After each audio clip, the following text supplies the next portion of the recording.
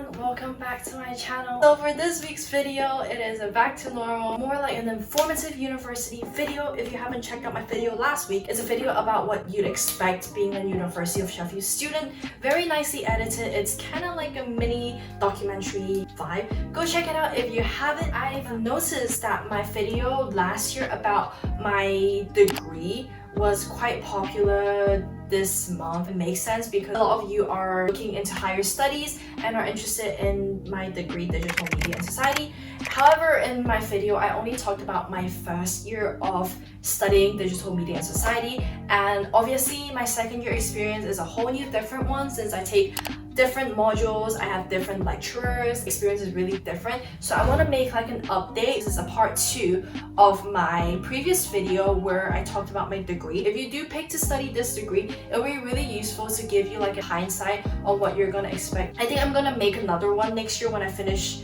my whole degree, my 3 years degree, then I'll make like an overall, but this is gonna be focusing on my second year experience of me studying Digital Media and Society. I'm also gonna tell you guys what I got, like my results for each module, then you don't have to watch my reacting to my results video. I know you only watch it just to see my score, right? I'm just gonna tell you as I explain each module and how I feel about it throughout this video. So this is a little extra treat for you guys. For my second year studying Digital Media and Society, I had to pick 6 modules. 2 of the 6 modules are compulsory and the other 4 you choose. I'm just gonna give you an overview. For my first semester, I picked Children and Digital Cultures, Sociology of the Media, and the compulsory one that I have to do is Advancing with Digital Methods. Second semester, I picked Digital Storytelling, Essentials of Marketing, Essentials of Marketing, and one that I had to do is Digital Media and Social Change. First one I'm going to talk about is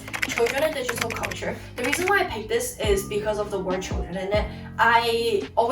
Not always, but I had a moment in my life where I wanted to be a teacher. So I thought this module could be really interesting if I do want to step into the education realm, but I don't think I'm going to do it anymore. This module is basically thinks about the way how digital technology play a role in the life of children and young people. It just look into things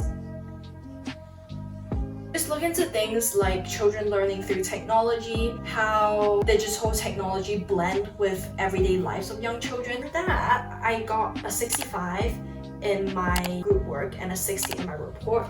Not my best module, but I think it's quite interesting because I got to make a video for my group work project. It's also really relevant how our modern day society is really bombarded with technology, and it's just something that you can actually ask like my sister, like, how do you feel about technology? It's really like up to date and modern, which I really love about this module. The second module I'm gonna talk about is a core module, which is Advancing with Digital Methods. And for this, I got a 64% and a 70%. Normally, each module, I have 2 different exams, and one I got 64, one I got 70. For this, oh my god, it's really warm in Hong Kong. I'm sweating. For this, you will be introduced to tools and techniques and protocols to doing digital research and how to use them. So like using Gephi to create graphs, using like YouTube data to like analyze the data, using Twitter hashtags and compare different things. So this is a more like a practical module where you actually get hands-on to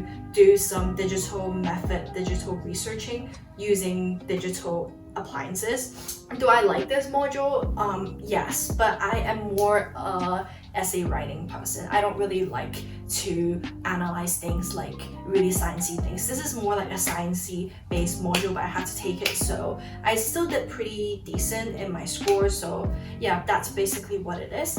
And the last module for my first semester is Sociology of the Media, which is probably my favorite module since this is like a fully essay based. It's more like a philosophical module where I talk about some theoretical approaches to the study of media and some empirical investigation of key media topics. Have a lot of debates about media studies. For this module, I got a 73% and a 70%. So I did the best in this module. It kind of reflects how much I enjoy it since I did enjoy it a lot. Okay, so second semester approached and most of my module did have to take place virtually, but it wasn't a big roadblock to my learning. It was fine. It wasn't as good as face-to-face obviously, but I still achieved better grades than my first semester. I think because I worked a lot harder, because I saw how bad my first semester grade is. Like obviously it's subjective, but for me I like to aim high, and like 65, 64, 60 is just not that good to me. So for my second semester I decided to kind of just drive and actually work super hard. Sorry guys, I was looking back at my footage and then I realized half of my footage got cut off, so I need to refilm literally half of the video, and my password is not. Stop it. Let's continue halfway through. Okay, so I was on to seeing my second semester. Compulsory module is digital media and social change.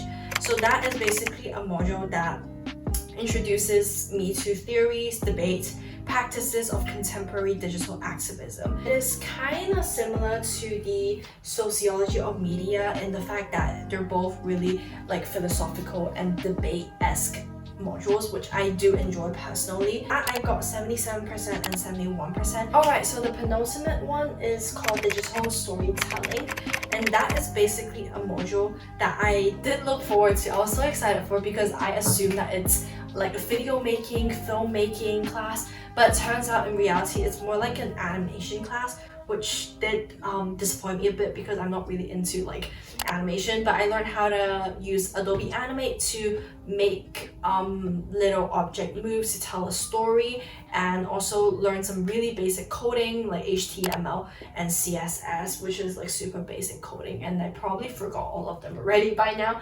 But for that module I got a 66%. The last module that I took on my second year of university is called Essentials of Marketing, and that is also a chosen one, so I picked that myself, and it was also one of my favorite ones because I was always interested in marketing and do have interest to pursuing that in the future as my career. This module, I basically looked at the really basic of marketing that you would find in a marketing crash course: promotional mix, consumer segments, consumer needs, consumer wants, marketing environments, so micro and macro marketing environment, different methods like marketing strategies such as like positioning methods, targeting approach, segmentation of consumer markets, etc. For that module I got a 73 and a 75%, which was also one of my better modules because I did enjoy it a lot, and my result really does reflect the level of how much I enjoyed the module. So now I'm gonna rate all of my module really quickly out of 10, so I can give you like a general overview on how much I like each of my modules. So the children and digital culture, I give it like a 6 out of 10. Advancing with digital methods, like a 5 out of 10. Yeah. Sociology of the media, like an 8 out of 10. Digital media and social change, like an 8.5 out of 10. Digital storytelling, like a 5 out of 10. And essentials of marketing, probably like an 8 out of 10. That is basically a nutshell on my second year of studying digital media and society. I hope you find it helpful, and I hope I don't have to film this the third time. If you are going to university this September, I wish you the best of luck.